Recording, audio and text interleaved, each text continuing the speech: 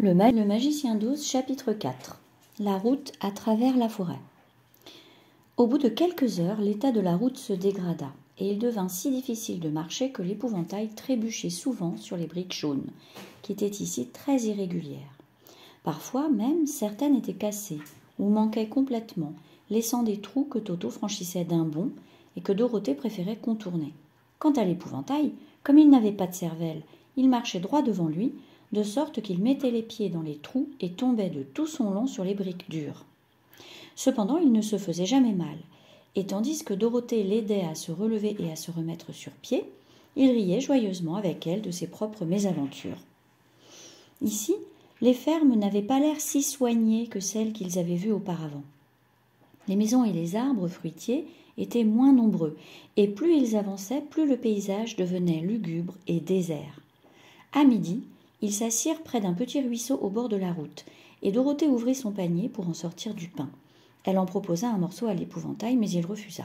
« Je n'ai jamais faim, l'informa-t-il, et c'est une chance, car ma bouche est seulement peinte. Si je devais faire un trou dedans pour pouvoir manger, la paille avec laquelle je suis rembourrée s'échapperait, et cela déformerait ma tête. » Dorothée constata aussitôt qu'il avait raison, et se contenta de hocher la tête tout en continuant à manger son pain. « Parlez-moi de vous et du pays d'où vous venez, demanda l'épouvantail quand elle eut terminé son déjeuner. Alors elle lui décrivit le Kansas, où tout était si gris, et lui raconta comment le cyclone l'avait transporté dans cet étrange pays d'Oz. L'épouvantail l'écouta attentivement et remarqua. « Je ne comprends pas pourquoi vous voulez quitter ce beau pays pour retourner dans cet endroit gris et sec que vous voulez appeler le Kansas. »« C'est parce que vous n'avez pas de cervelle, répliqua la petite fille. Même si nos maisons sont tristes et grises, nous, les êtres de chair et de sang, nous préférons vivre là-bas plutôt que dans n'importe quel autre pays, si beau soit-il. On n'est jamais aussi bien que chez soi. » L'épouvantail soupira. « Bien sûr, je ne peux pas comprendre, admit-il.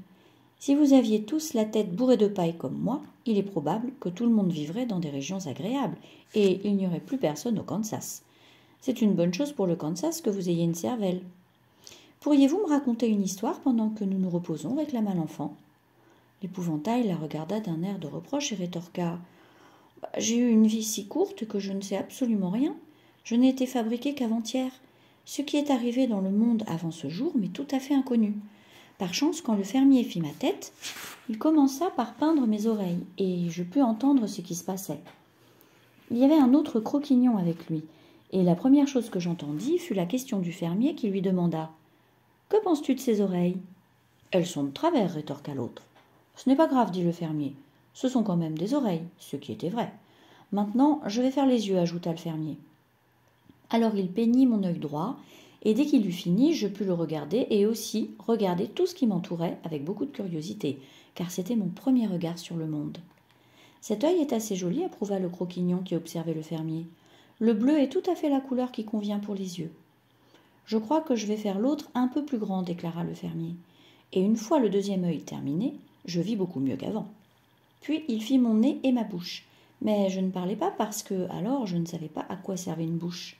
Je m'amusais à les regarder faire mon corps et mes bras et mes jambes, et quand enfin ils fixèrent ma tête, je me sentis très fière, car je pensais que je valais bien un autre homme.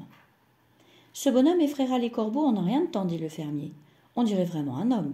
Mais c'est un homme, rectifia l'autre, et j'étais tout à fait de son avis. Le fermier me porta sous son bras jusqu'au champ de maïs et m'installa sur un grand piquet où vous m'avez trouvé. Peu après, lui et son ami s'en allèrent en me laissant seule. Cela ne me plut pas d'être abandonnée ainsi. J'essayai donc de les suivre, mais mes pieds ne touchaient pas le sol, et je fus obligée de rester sur mon piquet. C'était une vie bien solitaire, car je n'avais rien à quoi penser, ayant été fabriquée si peu de temps auparavant.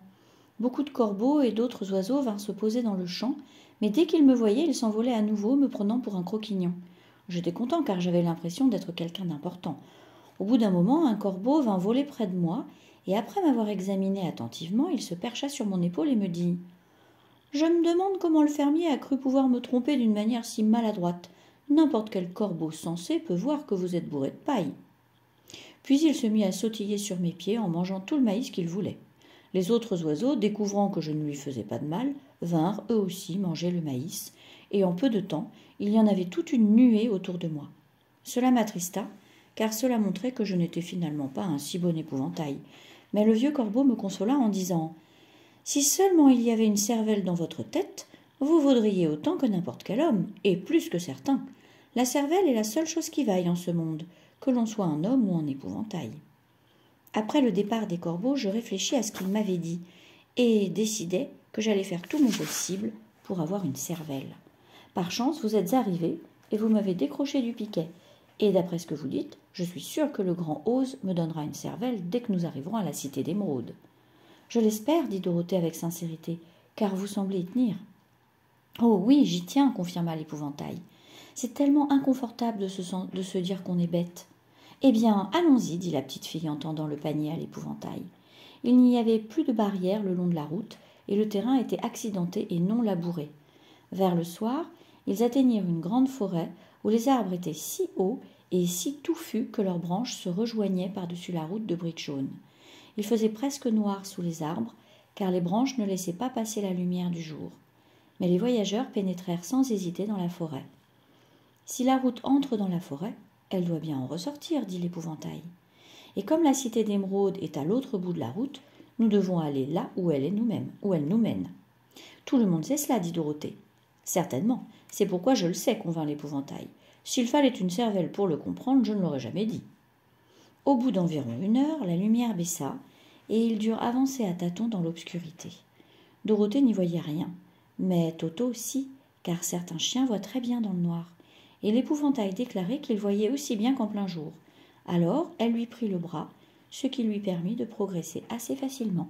« Si vous voyez une maison ou un endroit où nous pouvons passer la nuit, dit-elle, il faut me le dire, car c'est très désagréable de marcher dans le noir. » Peu après, l'épouvantail s'arrêta. « Je vois une petite cabane sur notre droite, annonça-t-il, faite de rondins et de branches. Si on y entrait… »« Ah oui, acquiesça l'enfant, je suis épuisée. » Alors l'enfant la conduisit à travers les arbres jusqu'à la cabane. En y entrant, Dorothée trouva un lit d'herbe sèche dans un coin. Elle s'y allongea aussitôt et ne tarda pas à sombrer dans un profond sommeil. Toto à ses côtés. L'épouvantail, qui n'était jamais fatigué, s'installa debout dans un autre coin pour y attendre patiemment l'arrivée du matin.